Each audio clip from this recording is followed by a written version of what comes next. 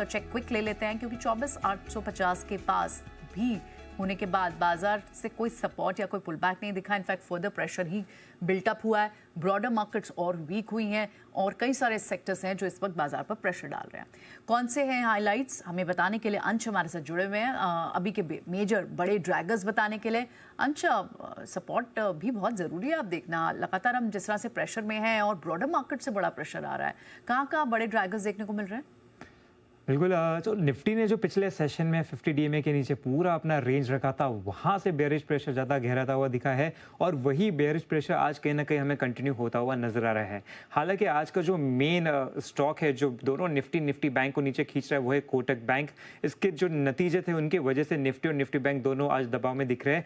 Nifty देखे तो 1 महीने के निचले स्तर को छू चुका है।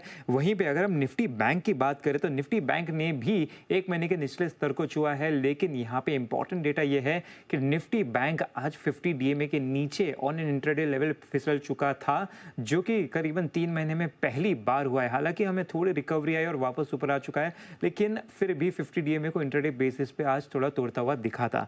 तो यहाँ पे काफी बेयरिश प्रेशर बनता हुआ दिख रहा है, लेकिन कहीं ना कहीं निफ्टी बैंक के लिए 50 डीएमए थोड़ा सपोर्ट की तरह यहाँ पे एक्ट करता हुआ नजर आ रहा है। तो क्लोजिंग बेसिस पे देखना बहुत जरूरी है।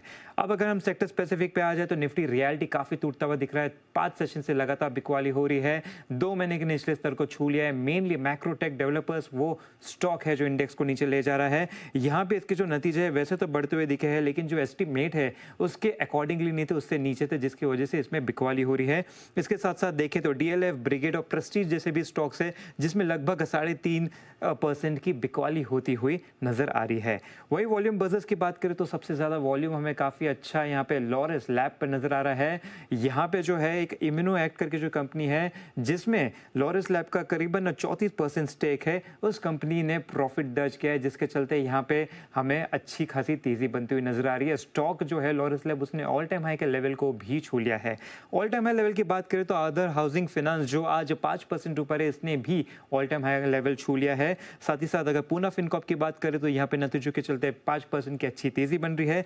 कोटक बैंक डिसअपॉइंटिंग रिजल्ट की वजह से यहाँ पे 6.5% टूटता हुआ नजर आ रहा है। तो इन तमाम स्टॉक्स पर नजर रखें। यानी अर्निंग्स का इम्पैक्ट है, न्यूज़ बेस्ड इम्पैक्ट है, चाहे वो आधार हो, पूना वाला जैसे नंबर्स आए, लॉरस में भी नंबर्स आए और एक न्यूज़ बेस्ड भी नंबर्स हैं, वहाँ पर आपको तेज़ी दिखाई दे रही है। बहुत स्टॉक स्पेसिफिक मार्केट है एक्चुअली ये। थैंक यू अंश, ये शुक्रिया ये सारा अपडेट हमें बताने के लिए।